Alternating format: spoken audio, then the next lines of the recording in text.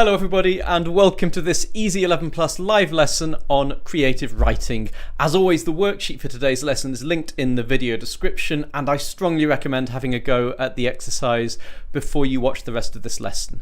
If you find this useful, please like, subscribe and click the bell button as always. And don't forget that there are lots of other links in the video description. These live lessons are every Tuesday evening at 6 o'clock. And I also post lots of other useful videos on this channel. Right, let's get started with today's creative writing task. So, this is a short descriptive task. It's not the length of a full story. And let's just look at it together. So yesterday, you were in your head teacher's office being told off for bad behavior when they received an important phone call. Describe what happened. Write in the first person and the past tense, such as I sat, I went, I was feeling unhappy about this situation.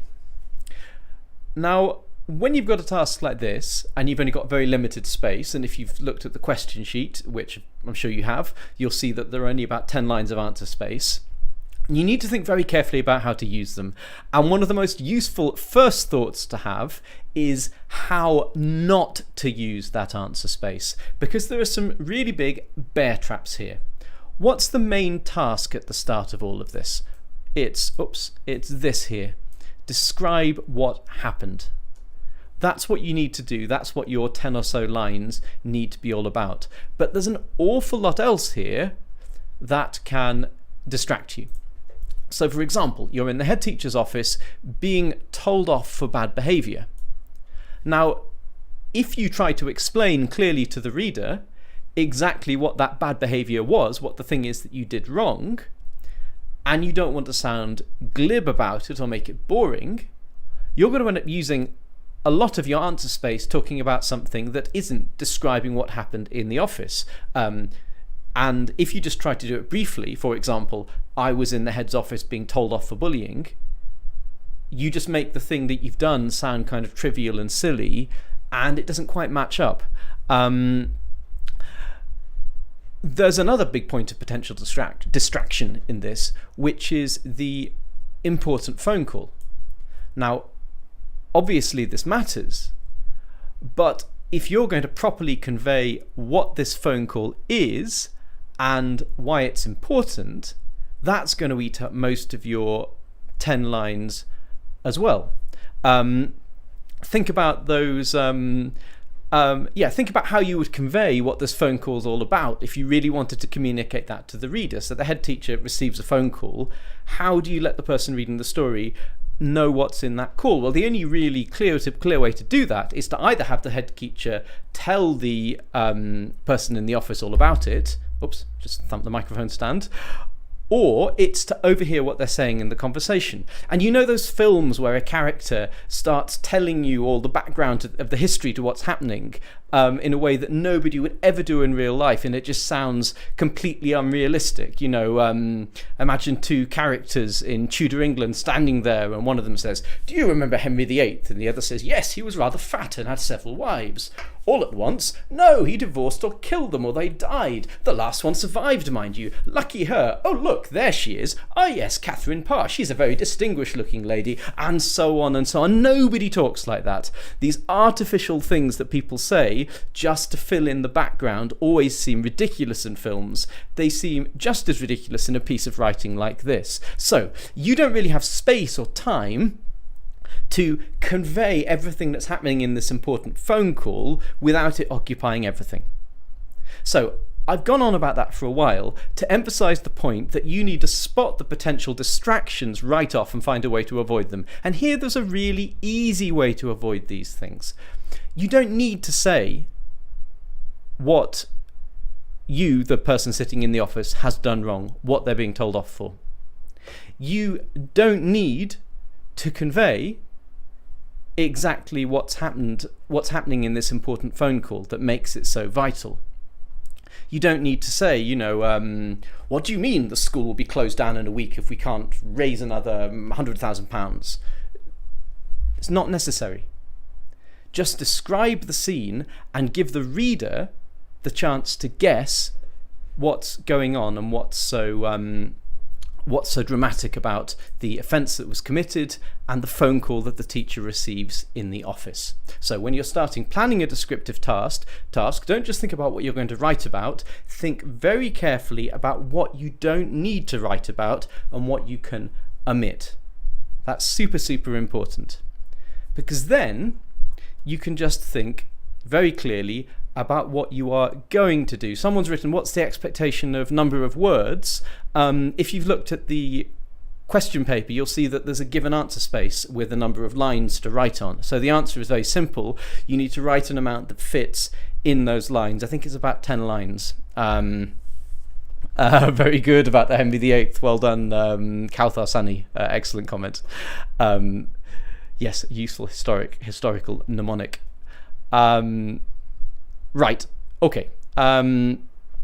Could the people who are typing the same comment again and again and again, mentioning no names, Mia, please stop doing it, because it means everyone else can't see their comments and I can't really see them either. Thank you very much. I really appreciate it. Okay. Sorry. So let the reader guess things, save yourself the work of describing everything and focus on what's important. And what's important is making the scene in the office as effective as possible. What shouldn't you do? Don't let it turn into a play script. Yes, people will say some things, but don't let it just be a list of he said, she said, he said, and so on. Other things that you shouldn't be doing in a short task. I know I'm saying a lot of shouldn't, but they're really useful, because if you get rid of the things that you shouldn't do, then it's quite likely that what you do will be good. Another thing you definitely shouldn't do is introduce your story. There is not space for this. Get right in at the heart of things. So what would be the heart of this? So imagine the scene. You are sitting there. You're sitting there in the head teacher's office. What would be the emotional focus of this scene as you're being told off? Well, to get into that, let's think what the strongest emotion would be. Now, there are lots of options. You might feel anger, you might feel fear, you might feel frustration. I think I would feel, above all else, I feel embarrassment. I'd feel really, really embarrassed. I'd feel embarrassed whether or not I really thought I was at fault for the thing I was being told off for. I remember being told off for things at school I had done. I remember being told off for things that I hadn't done. And all the time, the really dominant thing was just a deep, face-reddening sense of embarrassment. So that's what I'm going to start with. So it's at a really embarrassing moment. How can I convey that? And then we want to ramp that up a bit. So we want to convey my sense of being embarrassed, of how I feel before this teacher in a way that helps the reader to imagine it. And then this phone call is going to come in and change it radically. And then what can happen? I've got very limited space. So let's say that the teacher runs out of the room and I'm left there feeling confused, not really understanding, but probably also a bit relieved. So that's my really simple structure. I start conveying strong embarrassment. I give the reader a reason to feel that I might be embarrassed and to share my embarrassment. Then the phone call comes in, the teacher leaves the office, and I'm left there. Really simple. I reckon I can do that in about the 10 lines that are given. So let's see. So I'm starting off feeling really embarrassed. Now, how can I convey that feeling? I could, of course, begin just by saying something like, I felt very embarrassed. I'm not handwriting today because we want this to be legible, but that's really boring. And the person reading it just goes, okay, you were embarrassed. Next. How can I convey a sense of being embarrassed so that somebody can relate to it? So how would I sit if I was embarrassed? Or would I just be sitting? Maybe I'd be moving around a little. If I'm embarrassed, I feel a bit uncomfortable, I'm kind of wiggling a little bit, I may be trying to look a little bit small, but if you're really embarrassed, just sitting still is difficult. You want to fidget, you want to move. So let's go for a really simple opening. I shifted in embarrassment. Okay, really short, clear sentence that gets us right in at the heart of the emotions and starts building character. Okay, I shifted in embarrassment. Now, if we had a whole story, we might start from the beginning of a conversation. But let's imagine that we're getting right in the middle of things. So what might a teacher say that's really obvious? It'd be something like, do you think that was an acceptable way to behave? Or something like that. So I'm going to imagine my character actually replying, because I think it's interesting to jump in right in the middle of the conversation as though we're eavesdropping. So how would you reply to that? I might say, no, I don't. But if I was really embarrassed, I don't think I'd say, no, it was completely unacceptable. That shows quite a lot of confidence. I think I'd say something like, imagine you're kind of small like this. I'd say something like, I suppose not, sir. Let's try that. I suppose not, sir. Okay, and because that sentence is a complete sentence in its own right, the full stop goes inside the quotation mark, a really small detail, but it's worth going there. I really like the ideas here. Someone's putting squeamish, hands covering face. You would shake and your face will become red. There are lots of good ideas here. I think hands covering face and shaking till you become red, that's really strong. Like, that's the kind of situation where I imagine that you've accidentally done something that seriously injured someone else at the school or something. I think that's a little bit stronger than what I'm aiming for here. There's a danger in stories that if you go for things that are really, really, really dark, that it's very hard to keep your description and your emotional level at a level that matches the seriousness of things, and it can just seem a bit silly. So, for example, if you have a story in which people are sort of dying or something, unless you have the writerly skill to actually talk about people dying in a way that doesn't seem almost to be making fun of it, it's really best to avoid it. So in the same kind of way, try to keep things at an emotional level that you're capable of writing about. And I think here it's going to be, you're being told off for something that's really embarrassing for you. It's probably quite bad in terms of the school rules, but we're not talking about matters of life and death and that sort of thing. So hands over face and shivering to and fro, probably a little bit strong for this. I kicked a football onto the goalkeeper's ear, and you've got some really angry teachers. Someone's suggesting, Josh is suggesting, yeah, I think that's the kind of level here. Yeah, I can believe that. Okay. People are suggesting sweating in fear, wanting to be invisible. Yeah, all these are good ideas. You've got to be aware that you don't just write a list of all the things that you've read before about feeling scared. Try to come up with your own ideas as far as possible. I'm not claiming that what I've written so far is the most original thing in the world, but nor is it exactly a list of stock phrases. Be careful with that. Okay, I suppose not, sir. Now, always, you're acting. Imagine yourself in this situation. Imagine you're acting the characters. What do they do? So the teacher says something like, I don't know, do you think this is acceptable, what you've done? Would you let this happen in your school? Whatever it might be. And you say, I suppose not, sir. And if you're the teacher, you don't want to hear, I suppose not. You want to hear, no, it's completely unacceptable. I agree with you. I will never do it again. Do what you want to me. So you probably don't like, I suppose not. And what do teachers do? Really annoying teachers, when they hear something they don't like, they often repeat it back. I suppose not. How would you say that? I suppose not. I suppose not. I can imagine that the word suppose, he's really mocking it. So, how can we put this? Well, we could just say what he's doing. He stressed the word suppose as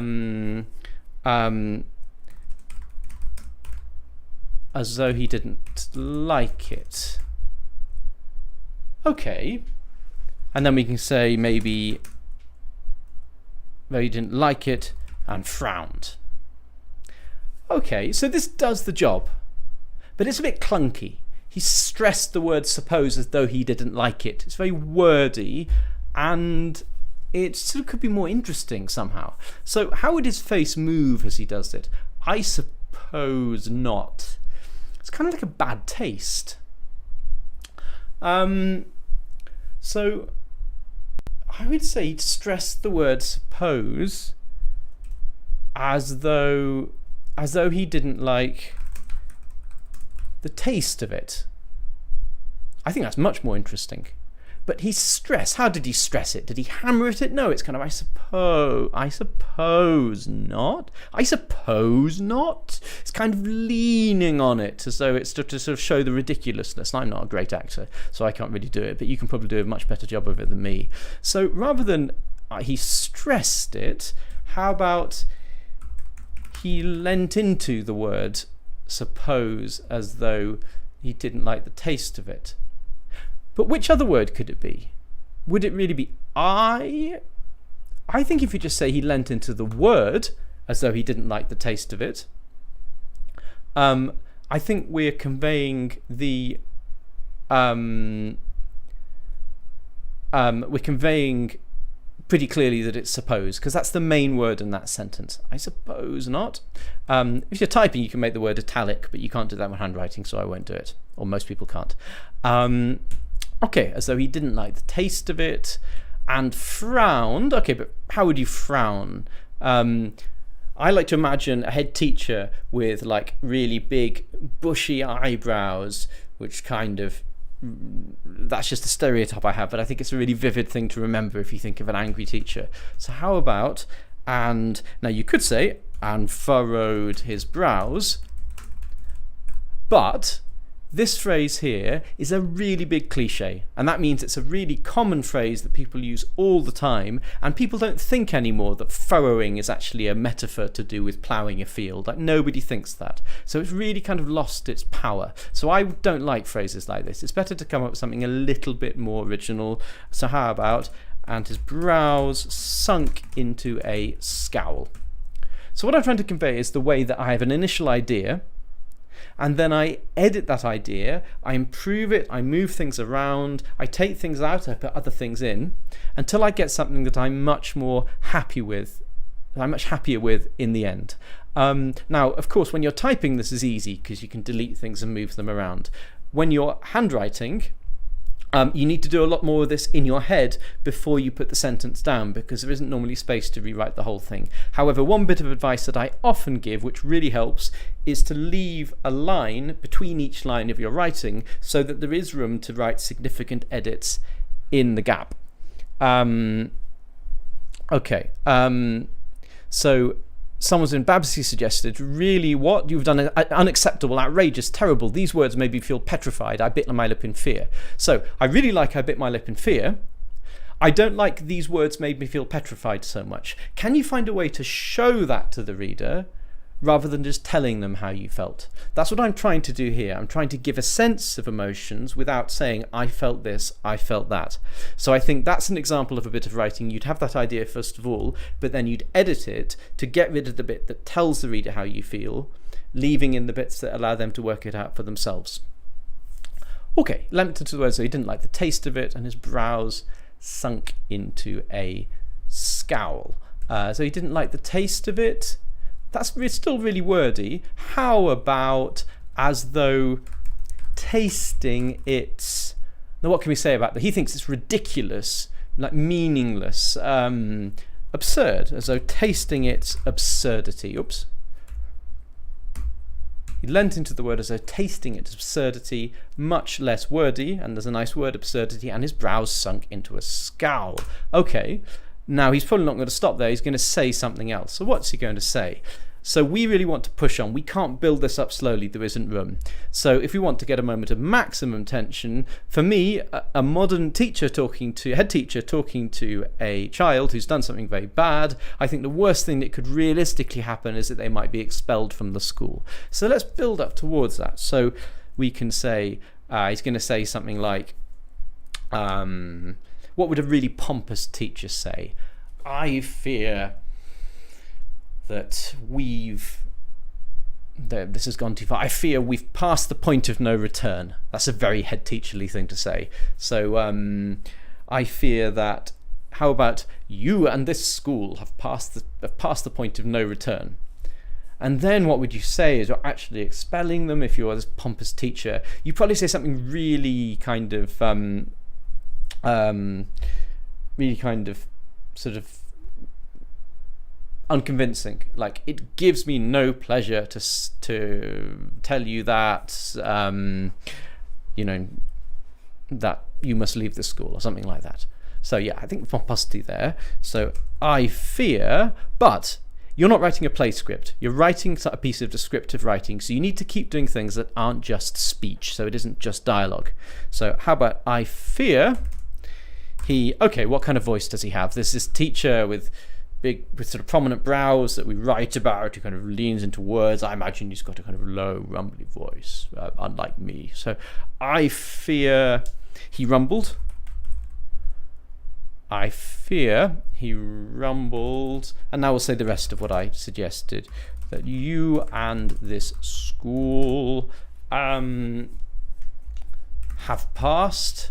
Let's be more pompous. May have passed the point of no return.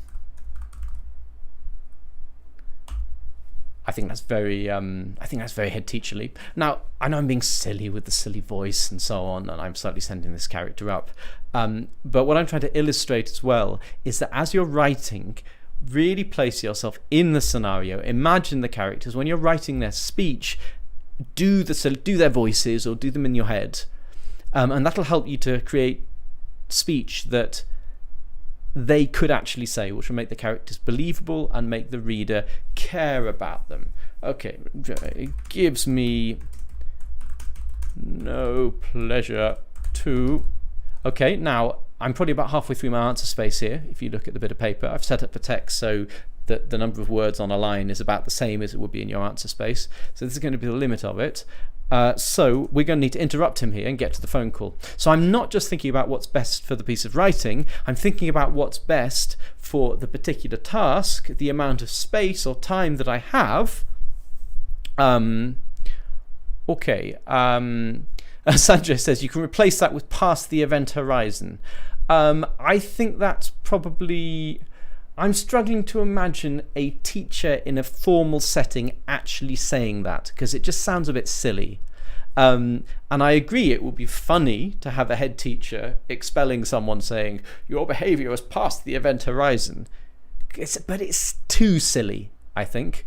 And I couldn't actually imagine the character saying it. And if you write things that a character wouldn't actually do and the reader thinks they wouldn't do that, they wouldn't say that, then there's a risk that you'll lose the reader's trust. They'll think these aren't real characters, the writer's just having fun, then they don't believe what's going on, and then they don't care, and then they go and read something else. So don't get carried away with putting phrases in just because they sound good. Make sure that the character would actually say that thing. For me, this very pompous teacher might say past the point of no return, but he wouldn't say something as crazy as cross the event horizon. Bit too much for me. Thank you for sending in the suggestions. Josh, you've sent me the suggestion a zillion times. Please stop posting it because I can't see other people's comments. I can't reply to every comment. And the fact that you post it 500 times isn't going to make me talk about it. Have some respect for your classmates, boy, as this teacher would say.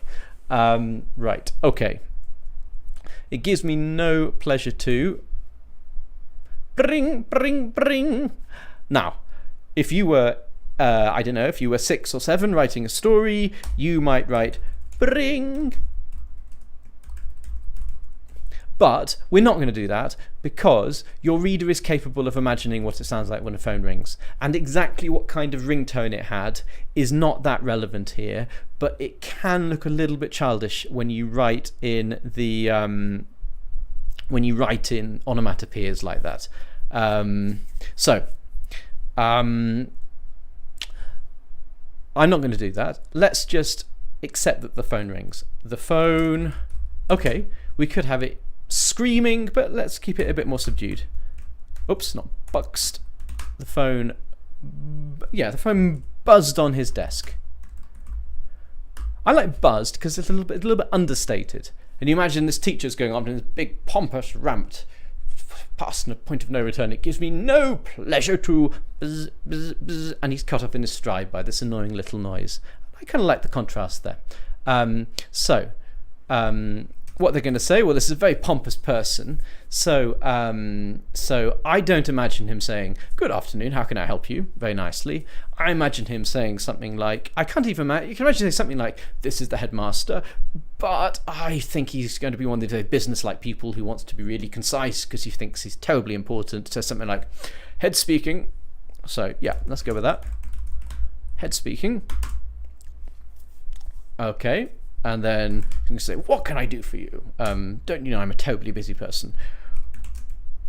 What can I..."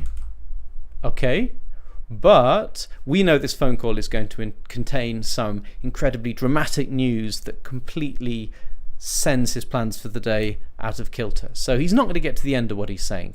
And we know that we've only got another sort of 4 lines or so left, so we have to make the most of them.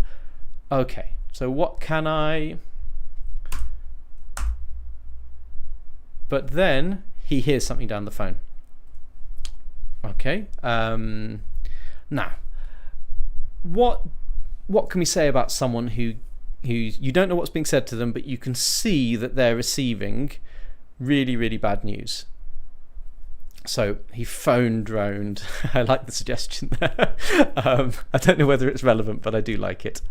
And thank you to Jawad for the really kind comment, who says, "I make the work easy. I hope this helps too as well, even as I waffle on." Josh says, "I made a mistake." Have I made a mistake? I'll check this for spellings afterwards, okay? And we'll find it then. Head speaking, what can I... Okay, now, what was I saying? You see someone at that moment. Now, there's a really, really big cliche, which is a word I use a lot, things you hear all the time, sort of images that you hear again and again, which is the colour drained from their face. And they're just left pale. Now, that's one of these things you hear a lot in stories, and I don't really believe that you often see that happen. But what happens if it did happen? If you saw the colour drain from someone's face and you thought, wow, the colour actually can drain from somebody's face. Let's play with that idea a little bit, because it shows a kind of intelligence, because it shows you recognise that something is a cliche, but you can still play with the ideas behind it. So something like, until that moment, I had never imagined seeing the colour actually drain from somebody's face. I had never imagined seeing the colour actually, and now we got the big cliche, drain from a person's face. Okay. Now you notice we haven't said the colour drained from his face, but we have said it as well. It's implied by this sentence. Until that moment, I'd never imagined actually seeing it happen, but at that moment, I did. I saw exactly this happen. Okay.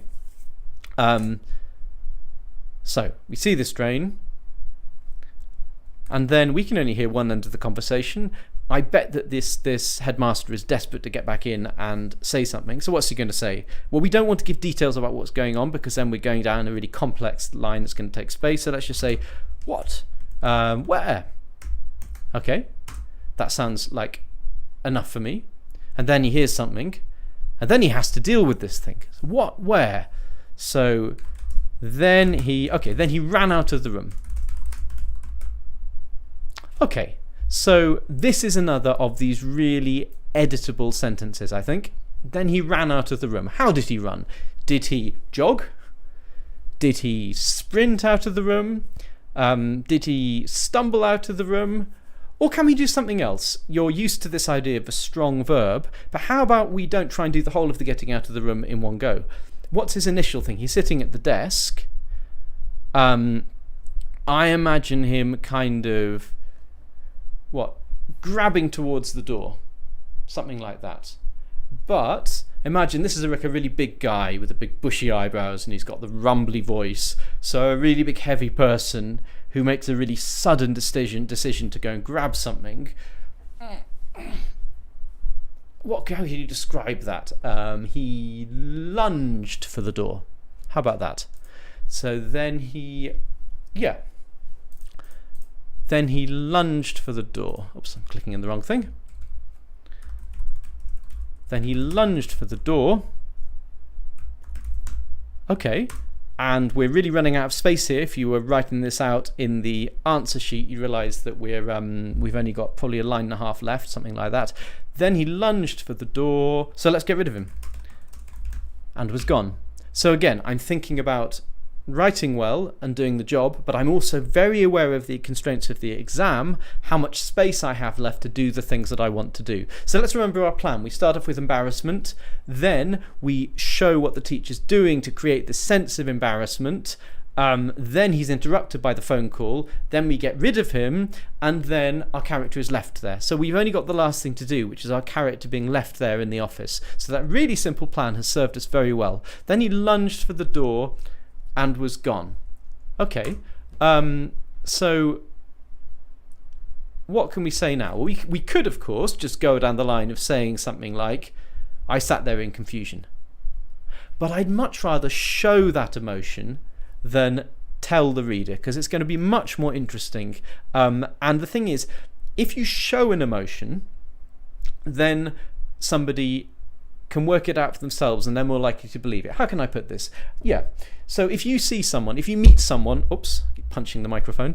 If you meet someone in the street and you stop to talk to them, they're very unlikely to start by saying to you, hello, today I feel a little bit tired and confused, but broadly optimistic about tomorrow. How are you?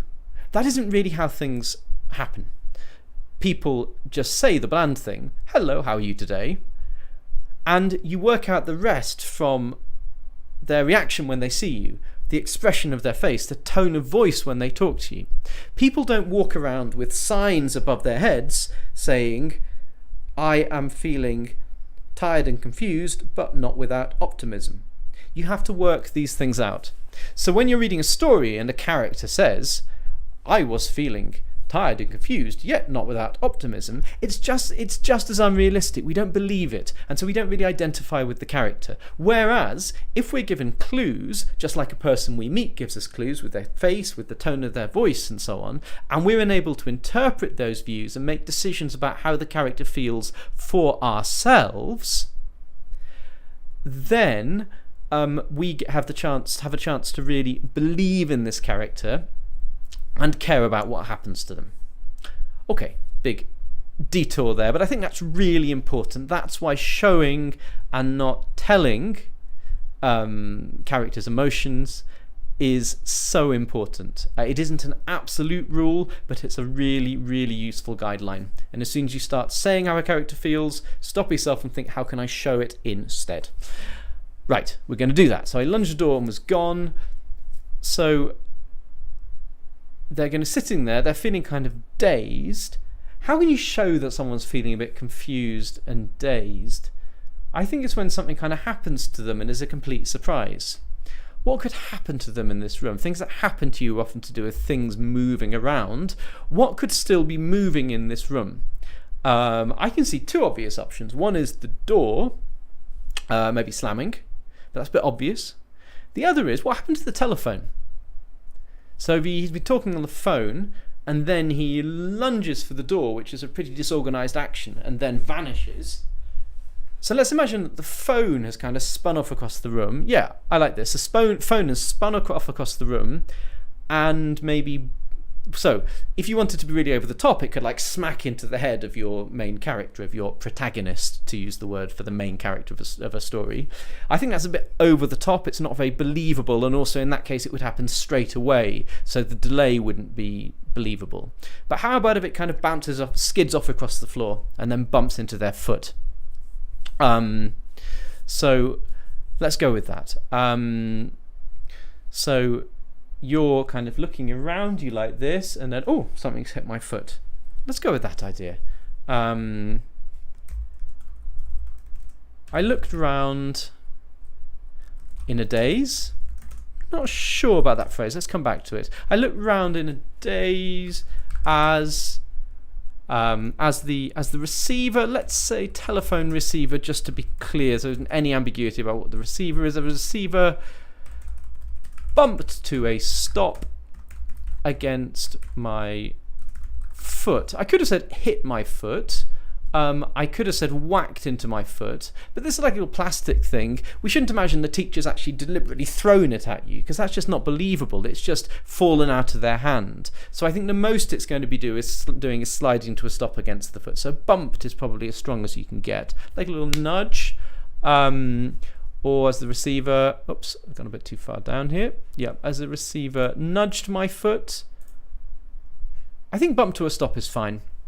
I looked round in a daze. To be in a daze, nothing wrong with that at all, but it is quite a common expression. How about I looked round in bafflement? I like that. It's a nice word. It sounds nice, and we don't see it quite as often. But in a daze is just as good, I think, in my opinion. I don't think it's really a matter of the marks you get. Okay, so I think we've done everything here. Now let's think about what we have done, whether there's anything wrong here, whether there's any room for improvement. Let's just do a quick review, such as you might do in a test. I shifted in embarrassment. I suppose not, sir. I suppose not. Notice that I'm reading this aloud. So if you're reading this to yourself in an exam, you would still read it aloud, as it were, in your head. And obviously that doesn't make sense, but what I'm trying to say is you need to imagine that you're hearing it in there. This will help you to spot where it's clunky, where things could be improved. If you read it very carefully, it'll help you to spot things like punctuation mistakes, even spelling mistakes and that sort of thing. He leant into the word as though tasting its absurdity, and his brows sunk into a scowl. Okay, like sunk into a scowl, that's a bit of alliteration there, but it's not over the top. As though tasting its absurdity is a nice phrase, and it really helps us to imagine how he goes, I suppose not. I fear, he rumbled. Okay, rumbled. Yeah, I think that's quite a decent verb for this, because it also conveys a kind of menace as well as the lowness of his voice. Lowness? That you in this school may have passed the point of no return. It gives me no pleasure to... The phone buzzed on his desk. Head speaking. What can I... Until that moment, I had never imagined seeing the colour actually drain from a person's face. What? Where? Then he lunged for the door and was gone. I looked round in bafflement as the telephone receiver bumped to a stop against my foot. And I haven't noticed any mistakes in there, which is fortunate, but bad luck for Sanjay, who was always trying to spot them, unless I've actually missed the mistakes, which is even worse. But I like this. As the telephone receiver bumped to a stop against my foot. Bumped to a stop against my foot. Bum, ba-da-dum, ba-dum, bum, bum. There's a nice rhythm there, like something bumping to a stop, which is completely accidental, but I think it works well. So always think about rhythm. On the almost alliteration, the words are a bit far apart, but I looked around in bafflement as the telephone receiver bumped to a stop. So the B's and P's sort of vaguely convey the bumping. So that's worked quite well, that last sentence. So I think I'm happy with this. I think this does the job well.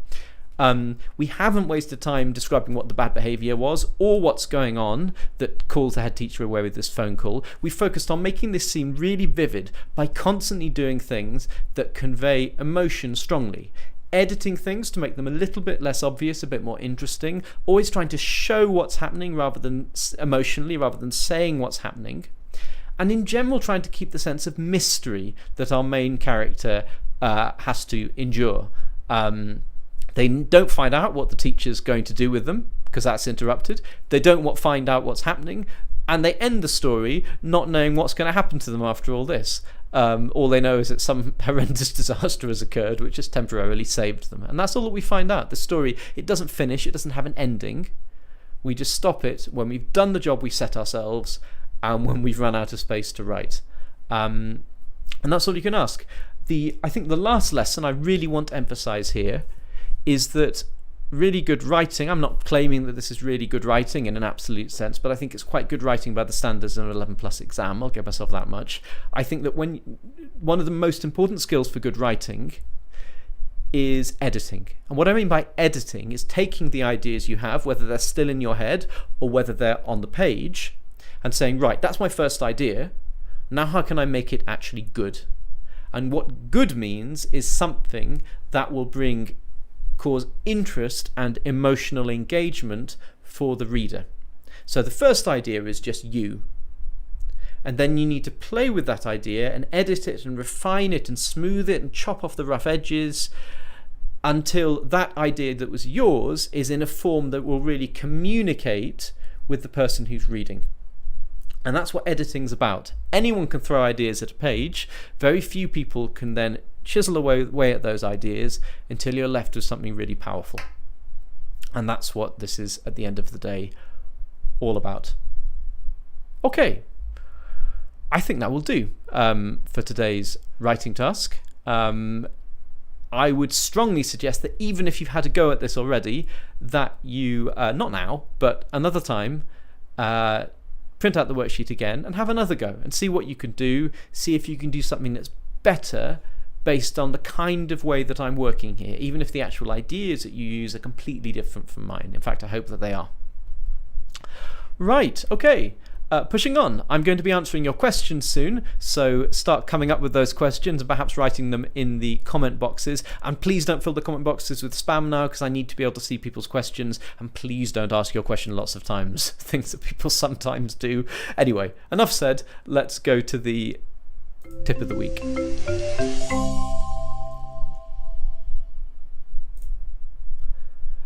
So today's tip of the week, this week's tip of the week.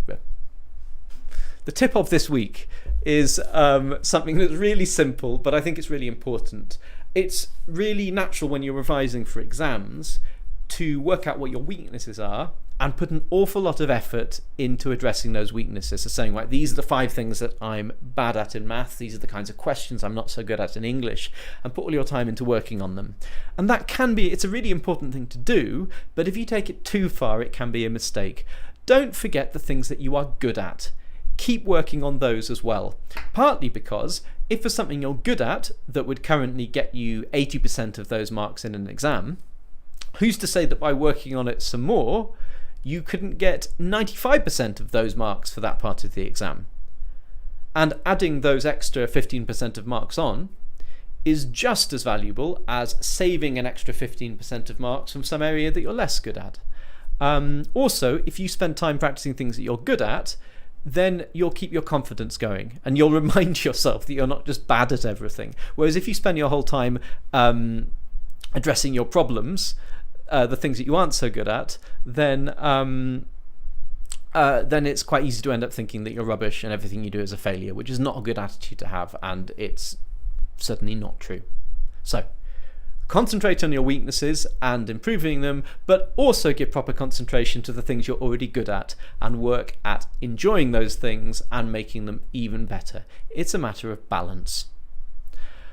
Right, and now, of course, time for...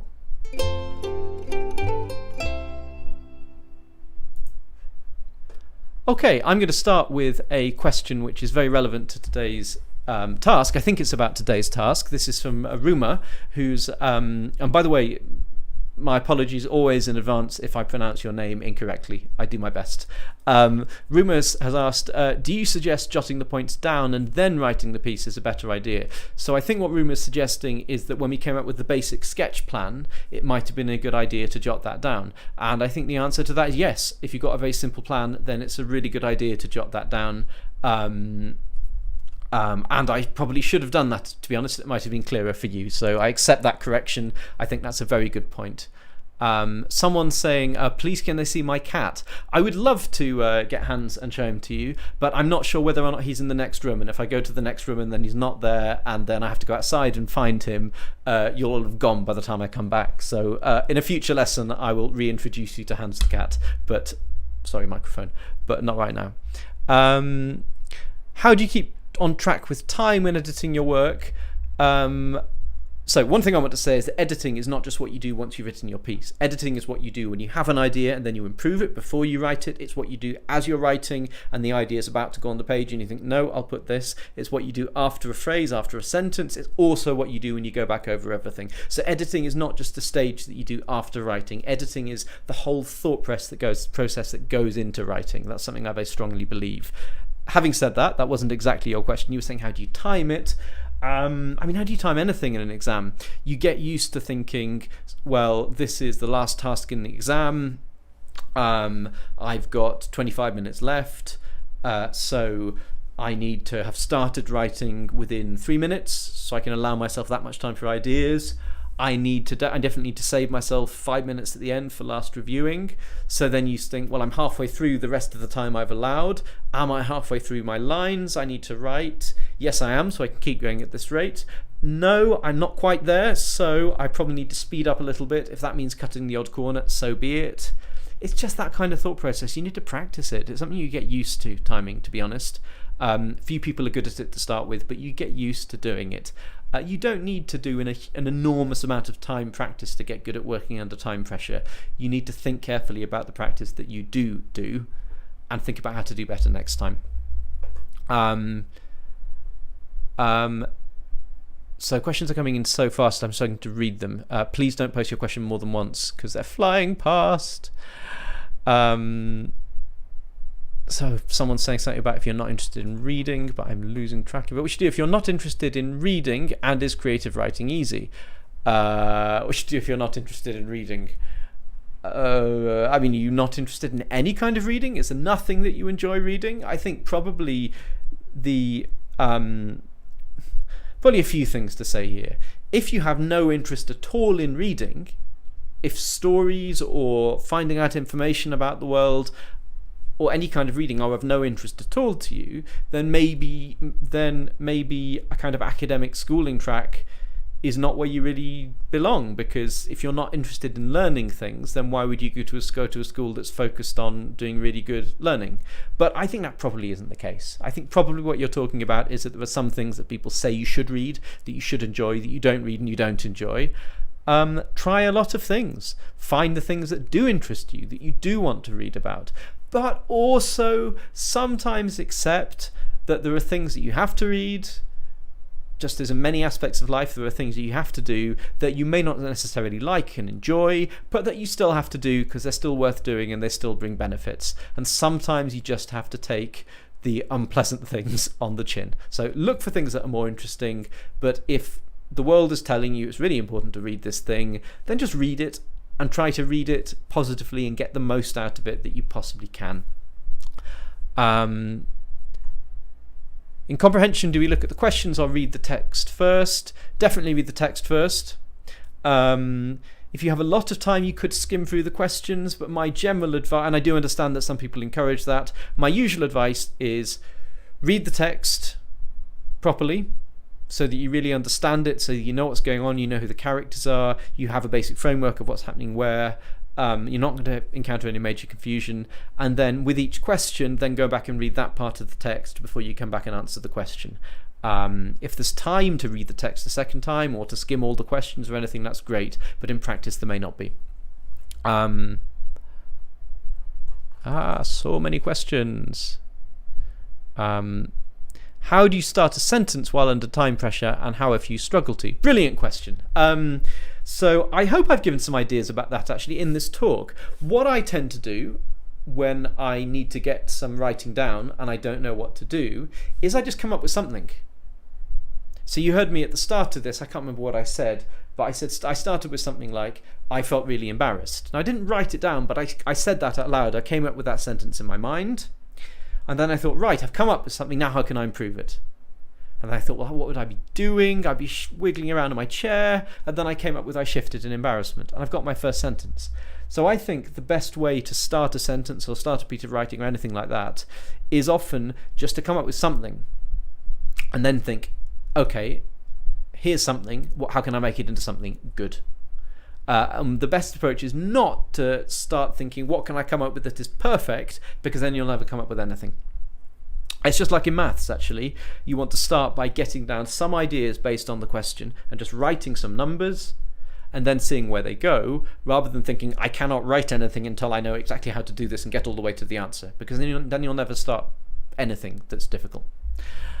How long should creative writing normally be? Asks Anvi. It completely depends on the kind of task, on the kind of exam, on how long you've got. Sorry, there isn't an answer to that question. It depends on the test, on the context. Someone's like, please don't ask the same question hundreds of times. It's really annoying for me and for everybody else. Someone says, what does until seeing the colour drain from a person's face mean? After I finish this, just rewind to the point where I type that bit and I talk about it there. That is the joy of video. How do you write a plan when you got limited? How do you plan for a piece of writing where you got limited space? Is I think what someone's asking here. Again, I think that's something I've spoken about here. You have to really cut down to the essentials. So here, we decided in advance we weren't going to get distracted by what the thing was that the character was getting told off for. We decided that we wouldn't get distracted by what the bad news was down the phone. And we decided we wouldn't waste time introducing. So deciding what we weren't going to do, what the 3 things would be that could waste a lot of space, what was that sentence, really freed us up to use the space that we had really well and do a good bit of description. So I think when you've got limited space, a vital first thought is to think, what are the bear traps that would cause me to waste space? Do bear traps cause you to waste things? No, they don't. That was a disastrous image. Right, I'm going to build towards the end here. 1 or 2 more questions and then we're going to finish. Can we do decimals next week for maths? I haven't decided yet, but it's not a bad idea, although I do already have 1 video about decimals and fractions. We'll see. We'll see. Request noted. Thank you for these videos. I really enjoy them. Thank you, Natalia. I really enjoy having you all watching them. You're a great group of students, so thank you.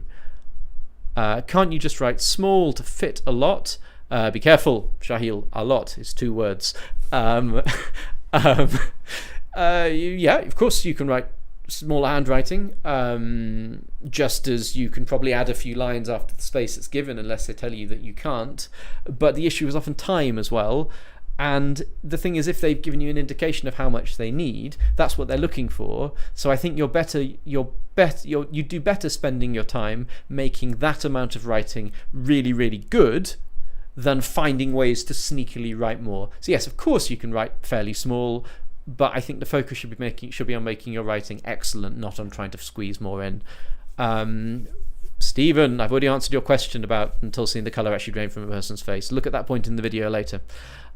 These are scrolling so fast. Can we do very hard comprehension? Well, actually, if you look at my shorts videos, I actually look at some very hard comprehension questions 1 at a time and talk about how to do them. So there's already some stuff for that. Okay, people are posting the same questions again and again and again. So I think I'll probably leave this. Someone says, why is creative writing important? Let's finish with this one. In one sense, it's completely unimportant because it's just stories, and made up stories about the world are fundamentally not very important, just as music isn't important, because sport isn't important, because friendship isn't important, because art isn't important. But you'll find that if we took out all the things that aren't important from life, there wouldn't be very much left that was worth doing. So I think finding ways to use language that it has an emotional effect on other people and makes them think, and makes them look at the world in a different way, and makes you look at the world in a different way through the way that you think about things as you write, that's something really valuable and important, quite apart from 11 plus or anything else. And I hope you come to the same point of view. It's been lovely to have you here. Please like the video, please subscribe, please press the bell button, please tell your friends about these videos. It would be wonderful if you all went out there and told 5 people to watch these lessons, and then they told 5 people, and then there'd be thousands of you, and that would be fantastic. So please think about spreading the word. But above all else, please think about being back here next Tuesday evening at 6 o'clock. And of course, have a look at the links in the video description. There are lots of useful things there. It's been wonderful to have you here, and I look forward to seeing you next week.